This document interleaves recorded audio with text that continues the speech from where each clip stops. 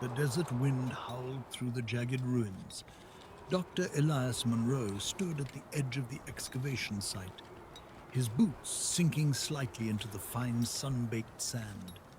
Before him lay the remnants of an ancient temple, a structure whose existence had been debated among scholars for generations. Now, with the temple's entrance partially exposed, he felt the weight of history pressing upon him.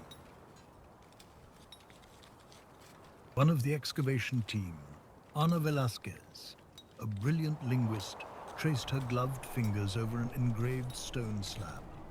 The markings didn't match any known script. Some resembled proto-cuneiform, but others were different, perhaps alien. A shout interrupted them. Doctor, we've uncovered a door.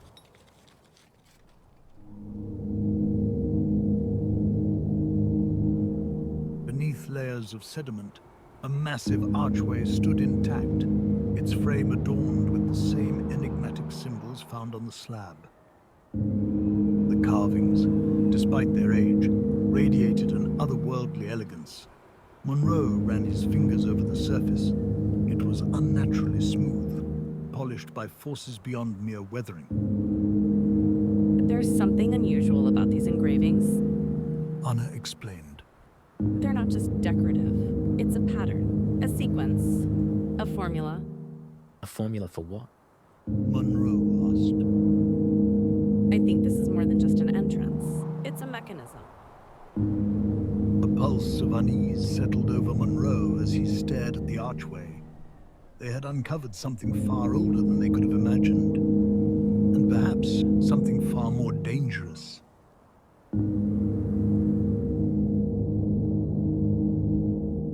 As the sun dipped below the horizon, Anna activated a sonic resonance device near the base of the archway, searching for the correct frequency to unlock its secrets. The first attempt yielded nothing, but on the second, the air vibrated.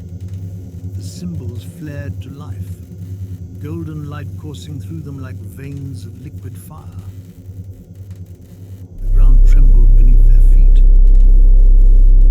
A low groan echoed from within the ruins. The space inside the arch distorted, rippling like heat haze. Then, with a sudden rush of energy, the threshold collapsed inward, revealing not a darkened chamber, but a swirling vortex of black and gold. A signal pulsed from the vortex, structured, deliberate. She carefully calibrated a sonic emitter, aligning it with the repeating pulses. When she activated it, a single tone hung in the air like an unanswered question. For a moment, nothing. Then the portal answered back.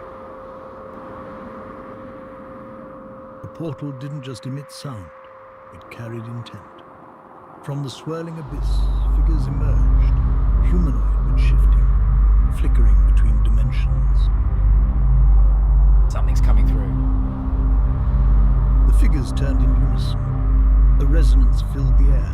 Not speech, not music, but something deeper. They're greeting us. Then let's hope we have an answer. She adjusted the resonance tuner. One figure stabilized, tracing a glowing glyph in the air, the same symbol from the ruins. It's the symbol for passage. It's an invitation. They want us to go through. The figure remained still. The answer was clear. Monroe met Anna's gaze, then stepped forward into the unknown.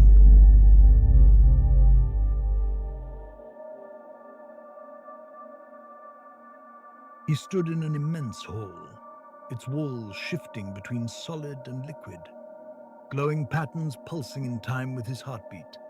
Before him, the entity, its form a living constellation, tilted its head, symbols flickering into words. Monroe turned, taking in the towering crystalline obelisks lining the space. Not books, not computers, something else. The walls came alive. History unfolded in fluid, glowing images. A civilization once thrived here, bending space and time as easily as clay.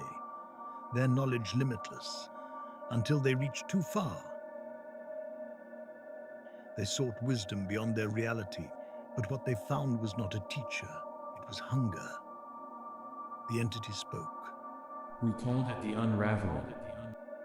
It did not come from our world. It was drawn by our thirst for knowledge. And once it arrived, it could not be undone.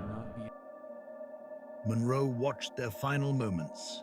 Cities collapsing, structures twisting into impossible shapes, people dissolving into spectral echoes. Their last act, sealing the unraveling away, sacrificing themselves to trap it in the void. Their legacy encoded in the archive. And now he had opened the door. The realization struck like a hammer. Had he undone their sacrifice?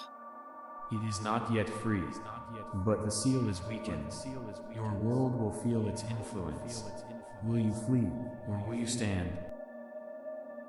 A chill ran through Monroe. Could he still stop this? Warn the others? Or was it already too late? Tell me how to fight it. And the lessons began.